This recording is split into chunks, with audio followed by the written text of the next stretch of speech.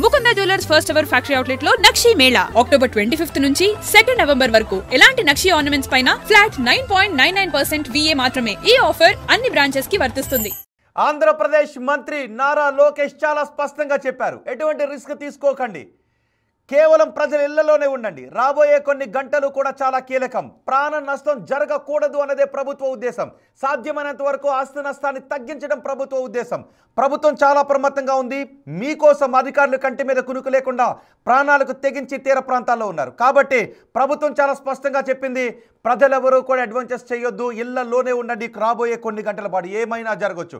అంతేకాదు కమ్యూనికేషన్ వ్యవస్థ దెబ్బతినే అవకాశం ఉంటుంది, విద్యుత్ వ్యవస్థ దెబ్బతినే అవకాశం ఉంటుంది. కమ్యూనికేషన్ వ్యవస్థ దెబ్బతిన్నా వెంటనే దాని ప్రభావం ఉండకుండా ఉండటానికి డీజిల్ని ఏర్పాటు చేశాం, జనరేటర్స్ని ఏర్పాటు చేశామని చెప్తున్నారు. ఒక్కసారి మీకు ఇప్పుడు మిమ్మల్ని ఏపీ వెదర్మ్యాన్ దగ్గరికి తీసుకుని వెళుతున్నాను.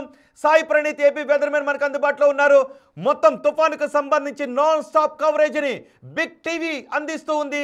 తుఫాను తీరాన్ని తాకి దాటేంత వరకు నాన్ స్టాప్ కవరేజ్ అందిస్తుంది. అంతేకాదు మీరు ఏ ప్రాంతంలో ఉన్నారు, అక్కడ తుఫాను ప్రభావం ఏ విధంగా ఉందో బిగ్ టీవీని చూస్తూ మీరు బిగ్ టీవీ కమెంట్ బాక్స్లో కూడా మీరు కమెంట్ చేయొచ్చు. మీ టీవీలోనూ చూడొచ్చు, మొబైల్లోనూ చూడొచ్చు.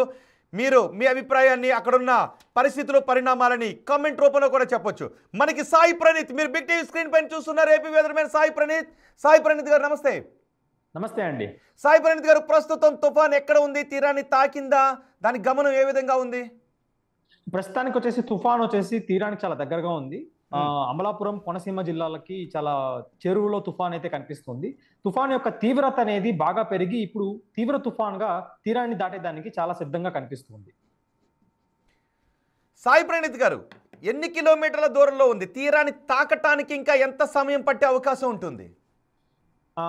ఇప్పుడు ప్రస్తుతానికి చూస్తే లేటెస్ట్ రీడింగ్ చూస్తే మచిలీపట్నం నుంచి మనకు ఎగ్జాక్ట్ గా ఒక 120 కిలోమీటర్స్ నుంచి 150 కిలోమీటర్స్ మధ్యలో ఉంది ఐ అనేది. సో మెల్లగా ఐ వచ్చేసి మెల్లగా ఏమవుతుందంటే మనకు అమలాపురం సైడ్ లో వెళ్తుంది. సో రాత్రికి, అంటే ఈ రోజు రాత్రి ఒక 7 o'clock లేదా 8 o'clock కి ఆ తీరం దాటే ప్రక్రియ అనేది ప్రారంభిస్తుంది. దాని తర్వాత ఏమవుతుందనంటే రేపు తెల్లవారుజామున, అంటే తీరం దాటే ప్రక్రియ అనేది it takes around like 6 hours to complete. So ఆ కంప్లీట్ అయ్యే సమయానికి రేపు ఉదయం అయ్యే ఛాన్సెస్ ఉన్నాయి. సో ల్యాండ్ ఫాల్ అయ్యేది వచ్చేసి ఏమంటే ఈ రోజు అర్ధరాత్రి టైంలో లేకపోతే రేపు తెల్లవారుజామున కంప్లీట్ ల్యాండ్ ఫాల్ అనేది మనకు సంభవించే సూచనలు కనిపిస్తుంది. దాని తర్వాత రెయిన్ ఫాల్ అనేది లోపలికి అట్లా ట్రావెల్ అయ్యే ఛాన్సెస్ కూడా ఎక్కువ ఉన్నాయి. సాయి ప్రణీత్ గారు, మనం మొత్తం మంతా తుఫాన్ కదలికల గురించి A to Z మనం మాట్లాడుకుందాం. సో ప్రస్తుతానికి ఇది మీరు అంటున్నట్టుగా మచిలీపట్నానికి 120 కిలోమీటర్ల దూరంలో ఉందంటున్నారు, రైట్? కరెక్ట్ అండి. సో ఇది అంతర్వేదికి సమీపంలో, కేశవదాసపాలెం ఆ సమీపంలో తీరాన్ని తాకే అవకాశం ఉంటుందా, లేదా అమలాపురం యానంకి మధ్యలో తీరాన్ని తాకే అవకాశం ఉంటుందా, యానం కాకినాడ మధ్యలో తీరాన్ని తాకే అవకాశం ఉంటుందా? యాక్యురేట్గా మనం చెప్పగలమా? డెఫినెట్ గా చెప్పగలుగుతామండి. ఎందుకంటే ఇప్పుడు ఆల్మోస్ట్ ఇంకొక 6 hours లో ప్రాసెస్ స్టార్ట్ అవుతుంది కాబట్టి సో మనకు ఎగ్జాక్ట్ గా ఎక్కడ పోతుంది, అంటే సైక్లోన్ ఎక్కడికి పోతుంది అన్న దాని గురించి చాలా అవగాహన అనేది ఉంటుంది.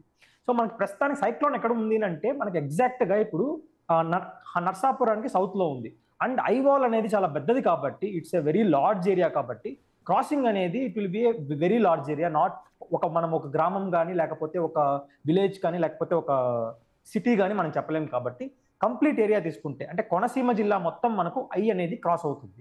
దాంతో పాటుగా కోనసీమ జిల్లాతో పాటుగా కొంచెం పక్కన ఆనుకొని ఉన్న పశ్చిమ గోదావరి కావచ్చు, అలా కొంచెం పైకి ఆనుకొని ఉన్న తూర్పు గోదావరి కావచ్చు. సో టోటల్ గా మనకు ఆ ఏరియా మొత్తం సైక్లోన్ కింద కవర్ అవుతుంది. సో ఇది కోనసీమలో తీరాన్ని తాకబోతోందని చెప్తున్నారు, రైట్? కరెక్ట్ అండి. బహుశా అంటే అమలాపురం, అంతర్వేది మధ్యలో ఇది తీరాన్ని తాకే అవకాశం ఉంటుంది. ఎగ్జాక్ట్లీ. ఓకే, ఒకసారి మనం టెక్నికల్ గా మాట్లాడుకుంటే ఇది తీవ్ర తుఫాన్, ఐ విడ్త్ ఎంత ఉందండి? అంటే దాని ప్రభావం ఎలా ఉంటుంది? విడ్త్ ఎంత ఎక్కువ ఉంటే దాని ప్రభావం ఏ విధంగా ఉంటుంది?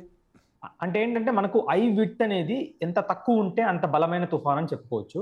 కానీ ఇక్కడ ఏంటంటే మనకు ఈ బొంతా తుఫాన్ వచ్చేసి అంత బలమైన తుఫాన్ కాదు. అంటే హుద్దుద్దు లాగానో లేకపోతే మనకు దివిసీమ ఉప్పెన లాగానో అంత పెద్ద తుఫాన్ ఏం కాదు. కాబట్టి ఐ విడ్త్ అనేది చాలా పెద్దదిగా ఉంది. అంటే ఒక జిల్లా అంత ఐ విడ్త్, అంటే ఫర్ ఎగ్జాంపుల్ ఒక కోనసీమ జిల్లా అంత ఐ విడ్త్ అనేది మనకు కనిపిస్తుంది.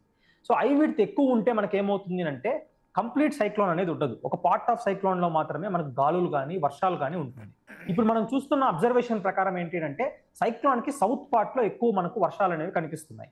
ఇప్పుడు సైక్లోన్ వచ్చేసి మన కోనసీమ జిల్లా మీదుగా ఉండగా వర్షాలు అంటే భారీ నుంచి అతి భారీ వర్షాలు అన్ని మనకి ఏమవుతుందంటే కృష్ణా జిల్లా కావచ్చు, లేకపోతే పక్కనే ఉన్న ఏలూరు జిల్లా కావచ్చు, ఎన్టీఆర్ జిల్లా కావచ్చు, దాంతో పాటుగా బాపట్ల జిల్లా మీదుగా పడుతుంది. సో ఇంపాక్ట్ అనేది చాలా ఎక్కువ ఉంటుంది, చాలా ఎక్కువ ఏరియాస్ కవర్ అయ్యే ఛాన్సెస్ అనేవి మనకు కనిపిస్తున్నాయి.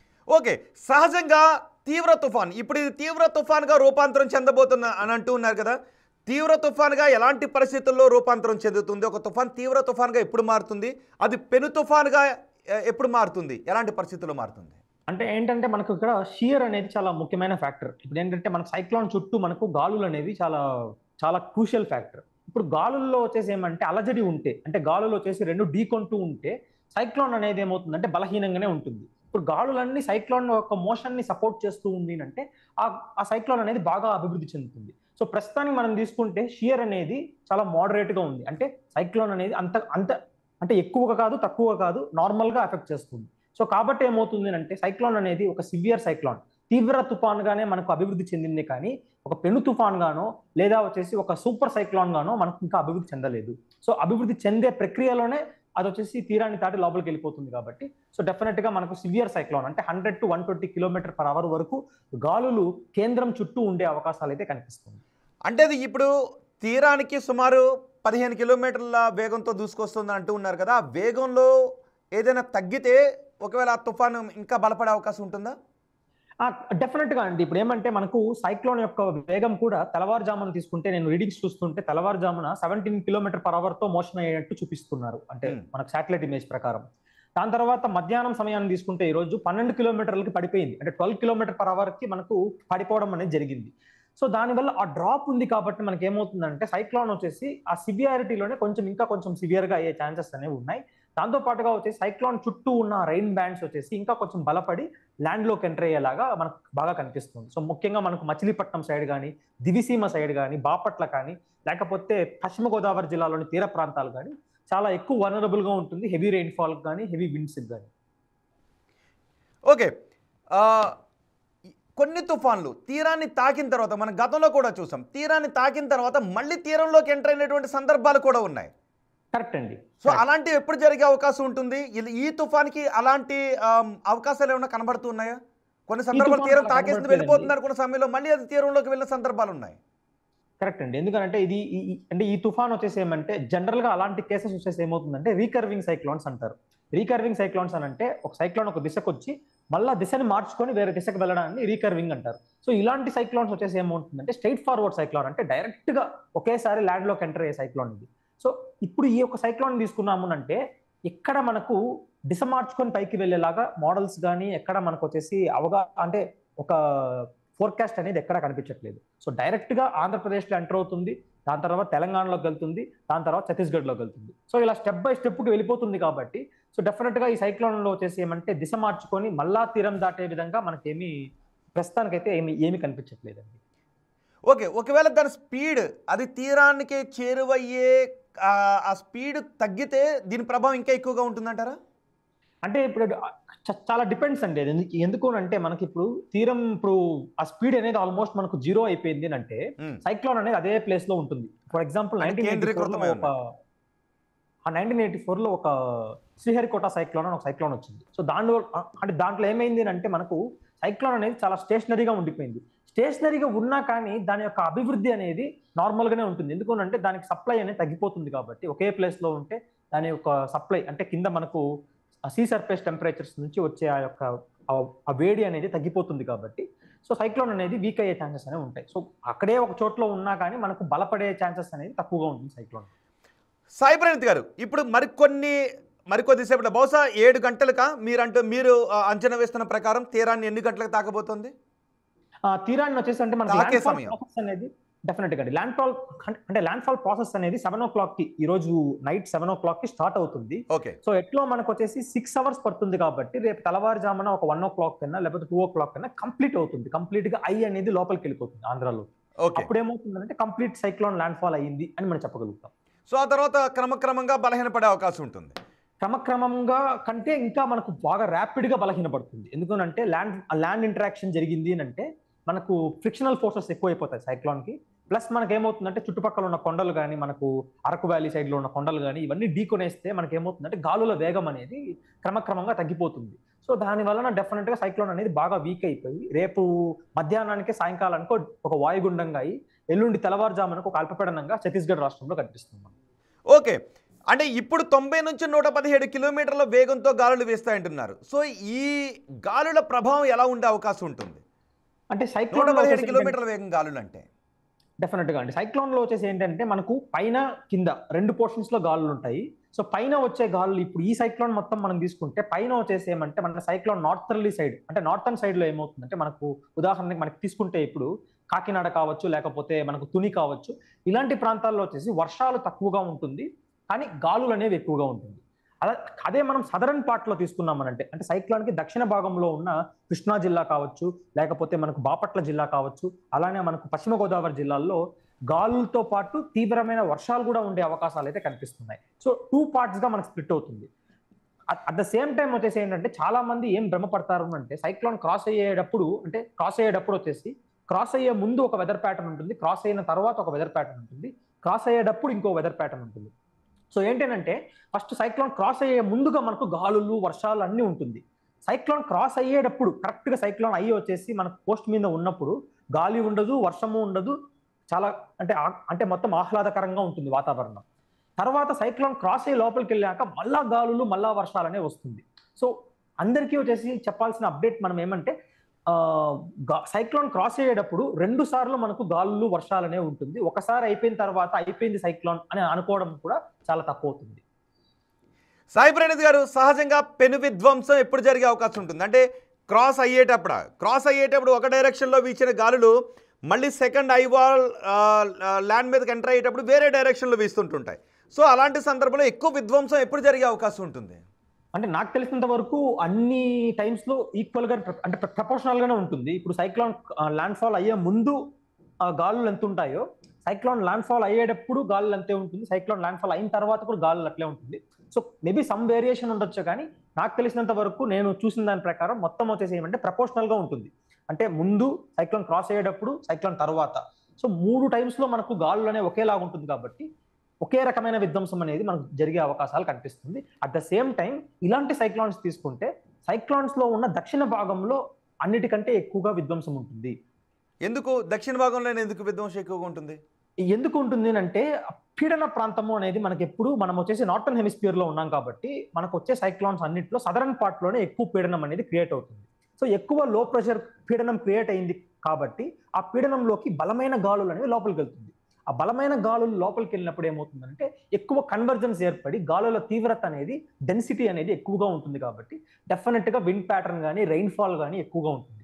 అట్ ద సేమ్ అంటే ఆ దక్షిణ భాగం అంటే బహుశా ఐవాల్ సెకండ్ పార్ట్ లోకి వస్తుంది. అది కాదండి, ఆ దక్షిణ భాగం అంటే మనకేమంటే సైక్లోన్ కింద ఉన్న భాగం. ఇప్పుడు ఫర్ ఎగ్జాంపుల్ సైక్లోన్ వచ్చేసి ఇప్పుడు నేను చెప్పిన దాని ప్రకారం కోనసీమ జిల్లాలో క్రాస్ అవుతుంది అంటే దక్షిణ భాగంలో ఉన్న పశ్చిమ గోదావరి జిల్లా కావచ్చు, కృష్ణా జిల్లా కావచ్చు, లేకపోతే బాపట్ల జిల్లాల్లో ఈ యొక్క ప్రభావం అనేది ఎక్కువగా ఉంటుంది. దాన్ మనకు కాకినాడ కావచ్చు, లేకపోతే రాజమండ్రి కావచ్చు, లేకపోతే తూర్పు గోదావరి జిల్లా కావచ్చు. ఓకే ప్రణీత్ గారు, ఒక్కసారి మీ దగ్గర ల్యాప్టాప్ ముందు ఉన్నట్టున్నారు, ఒకవేళ అవకాశం ఉంటే మీరు చూపించడానికి అవకాశం ఉంటుందా మీరు మొబైల్లో కానీ? డెఫినెట్ గా చూపిస్తాను, ఒక్కసారి చూపిస్తాను. అండ్ ఓకే, మీరు మాట్లాడుతూ కూడా మనం మాట్లాడుకుంటూ కూడా మీరు కుదిరితే చూపించే ప్రయత్నం చేయండి. సహజంగా ఒక తుఫాను ఉప్పెనను ఎలాంటి సమయాల్లో సృష్టిస్తూ ఉంటుంది? ఎందుకంటే మనం 97లో ఒక ఉప్పెనను చూసాం, 96లో ఇంకో ఉప్పెనను చూసాం. సో ఎలాంటి సందర్భాల్లో ఒక తుఫాను ఉప్పెనగా మారుతుంది, ఉప్పెను సృష్టిస్తుంది? అంటే తుఫాను ఉప్పెన ఎలా అవుతుంది అంటే మనకు ఫస్ట్ థింగ్ ఏంటంటే సీ సర్ఫేస్ టెంపరేచర్స్ అంటే ఏంటంటే మనకు సముద్రం మీద ఉన్న ఉపరితలం మీద ఉన్న ఉష్ణోగ్రతలు. ఆ ఉపరితలం మీద ఉన్న ఉష్ణోగ్రతలు వచ్చేసి ఎంత ఎక్కువ ఉంటే సైక్లోన్కి అంత మంచిది. దాంతో పాటుగా సైక్లోన్ చుట్టూ ఉన్న గాలులు వచ్చేసి ఎంత సైక్లోన్కి అనుకూలిస్తున్నాయి అన్న దాని గురించి మనకు సైక్లోన్ యొక్క ప్రభావం ఎలా ఉంటుంది, దాని సైక్లోన్ యొక్క తీవ్రత ఏ విధంగా మారుతుంది అన్న దాని గురించి చెప్పొచ్చు. ఇప్పుడు 1977లో దివిసీమ ఉప్పెన తీసుకున్నప్పుడు అది వచ్చేసి నవంబర్లో ఏర్పడింది. మనకు నవంబర్ సెకండ్ వీక్లో వచ్చింది మన సైడ్కి.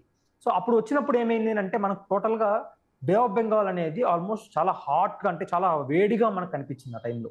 దాంతోపాటుగా వచ్చేసి బే ఆఫ్ బెంగాల్ అంత వేడిగా ఉండగా అంటే విండ్స్ కూడా చాలా ఫేవరబుల్గా ఉంది కాబట్టి డెఫినెట్గా మనకి ఏమైందంటే బాగా ఇది అంటే ఆ సైక్లోన్ బాగా డెవలప్ అయ్యేదానికి అనుకూలమైన వాతావరణ పరిస్థితులు అనేవి మనకు కనిపించడం జరిగింది ఆ టైంలో.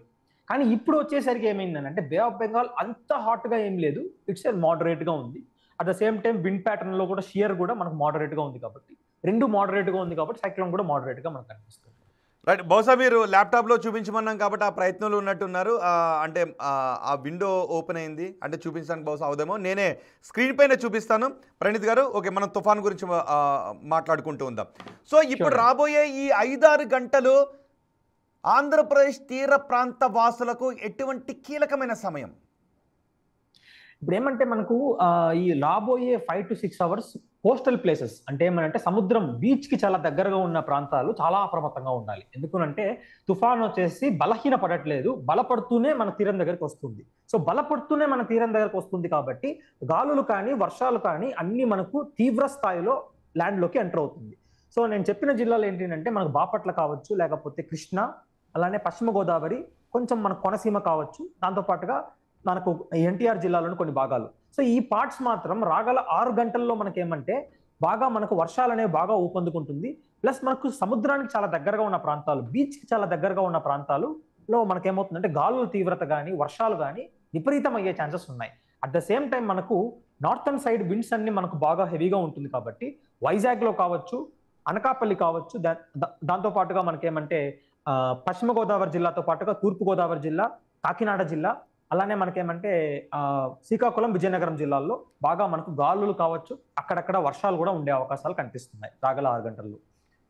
సాయి ప్రణీత్ గారు, ఒకటి అరేబియా సముద్రంలో ఆల్రెడీ ఒక తుఫాన్ ఉంది, ఇటు బంగాళాఖాతంలో ఇంకో తుఫాన్ ఉంది. సో భారతదేశానికి అటు ఇటు కూడా 2 తుఫాన్లు ఉన్నాయి కాబట్టి సహజంగా ఇలాంటి పరిస్థితుల్లో వెదర్ ఎలా ఉంటుంది?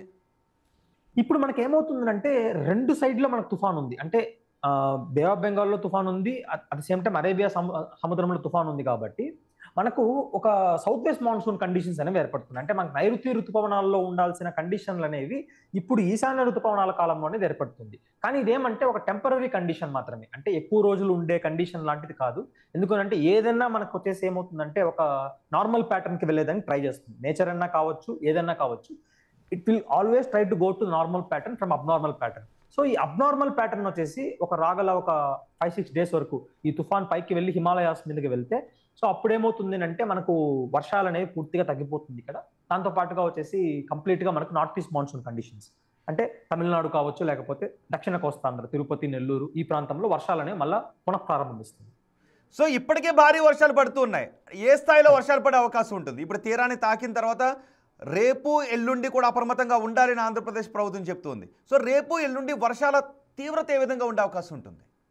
సో రేపు ఎల్లుండి ఒక్కసారి మనం తీసుకుంటే ఈ రోజు పూర్తి స్థాయి ప్రభావం అయిన తర్వాత రేపు తెల్లవారుజామున మనకు ఎన్టీఆర్ జిల్లా కావచ్చు, లేకపోతే తూర్పు తెలంగాణ జిల్లాల్లో బాగా భారీ నుంచి అతి భారీ వర్షాలు అయితే ఉంటుంది. ముఖ్యంగా భద్రాద్రి కొత్తగూడెం జిల్లా కావచ్చు, లేకపోతే మనకు ములుగు జిల్లా, దాంతో పాటుగా తూర్పు తెలంగాణ జిల్లాల్లో ముఖ్యంగా వరంగల్ కావచ్చు. సో ఇలాంటి ప్రాంతాల్లో భారీ నుంచి అతి భారీ వర్షాలు ఉంటుంది.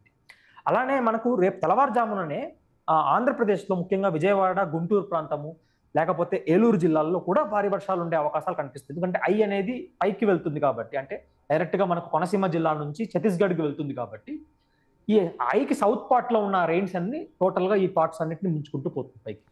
సహజంగా తుఫాను తీరాన్ని తాకేటప్పుడు ఎక్కువగా ఎఫెక్ట్ అయ్యే ఏరియాలు ఏంటి? అయ్యున్న ప్రాంతమా, లేదంటే దానికి అటు ఇటు ఉన్న ప్రాంతాలు ఎఫెక్ట్ అవుతాయి? అంటే బహుశా ఇప్పుడు కోనసీమ అమలాపురం దగ్గర ఈ తుఫాను తీరాన్ని తాగుతుంది.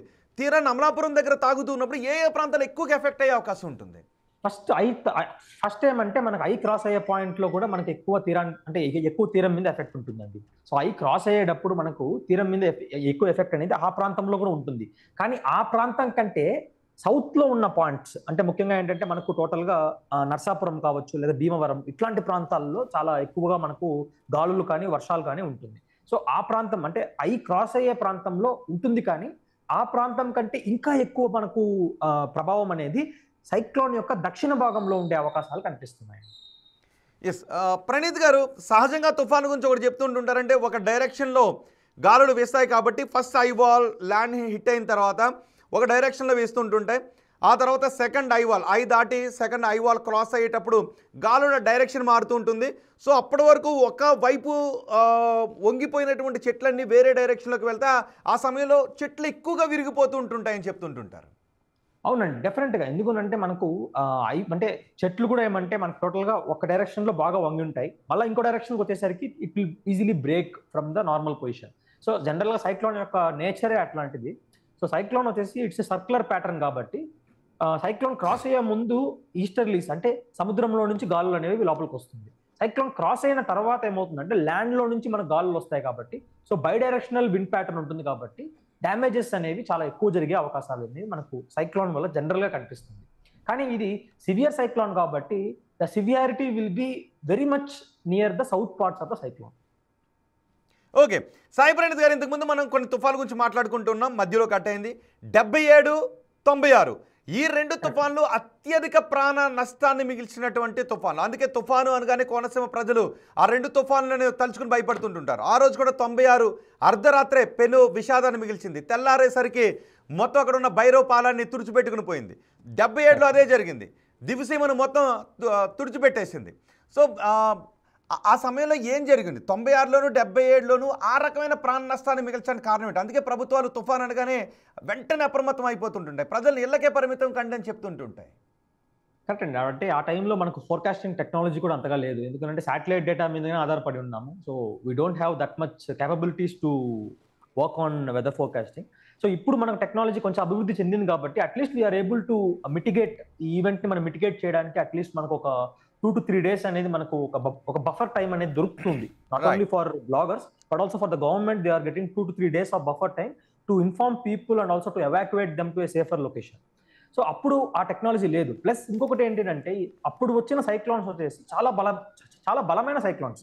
అంటే it is like something like ఎట్లా అంటే ఇప్పుడు మనకు ఈ సైక్లోన్ యొక్క విండ్ స్పీడ్, హైయెస్ట్ విండ్ స్పీడే ఒక 120 km/h అంటే ఆ సైక్లోన్స్ యొక్క హైయెస్ట్ విండ్ స్పీడ్ వచ్చేసి 200 నుంచి 240 లేదా 250 km/h. అంటే డబుల్ దిస్ సైక్లోన్ అనేది మనకు అప్పుడు చూసినాం. కాబట్టి ఆ సైక్లోన్స్ వచ్చింది అంటే ఇంకా తుడిచిపెట్టుకోవడం తప్ప ఇంకా వేరే ఆప్షన్ ఇప్పుడు ఈ యొక్క వెదర్ ప్యాటర్న్ లో కూడా అట్లాంటి సైక్లోన్స్ వచ్చినాయంటే తుడిచిపెట్టుకోకపోవడం తప్ప ఇంక వేరే ఆప్షన్ ఉండదు. సో ఈ సైక్లోన్ వచ్చేసి ఏంటంటే కొంచెం బలహీనం పడింది కాబట్టి, బలహీనంగానే వస్తుంది కాబట్టి కొంచెం దేవుడి దయ అని అనుకోవచ్చు. రైట్, సాయి ప్రణీత్ గారు, థ్యాంక్ యూ వెరీ మచ్. నేను మళ్ళీ మీతో మాట్లాడతాను. తుఫాన్ ఈరోజు సాయంత్రం 7 గంటలకు తీరం తాకబోతోంది అని వెదర్ మ్యాన్ సాయి ప్రణీత్ చెప్తున్నారు. 7 గంటల నుంచి 6 గంటలు అంటే అర్ధరాత్రి 1 గంట వరకు దీని ప్రభావం ఉంటుందని చెప్తున్నారు. ఇప్పటికే కొన్ని చోట్ల చెట్లు నేల కూలిపోతున్నాయి, గాలుల తీవ్రత అంతకంతకు పెరుగుతుంది. క్రమక్రమంగా తుఫాను తీరానికి దగ్గరవుతుంది. కోనసీమలో తుఫాను తీరాన్ని తాకబోతోంది, కోనసీమలో తుఫాను తీరాన్ని దాటబోతోంది. కాబట్టి ప్రజలు అప్రమత్తంగా ఉండాలి. ఈ తుఫాను ప్రభావం గురించి తీరాన్ని తాకి దాటేంత వరకు మొత్తం తీర ప్రాంతంలో ఎటువంటి ప్రభావాన్ని చూపిస్తుంది, ప్రజలకు ఎటువంటి సహాయమైన అందించాల్సిన అవసరం ఉందా అనే సమాచారాన్ని బిగ్ టీవీ నాన్ స్టాప్గా మీకు అందిస్తుంది.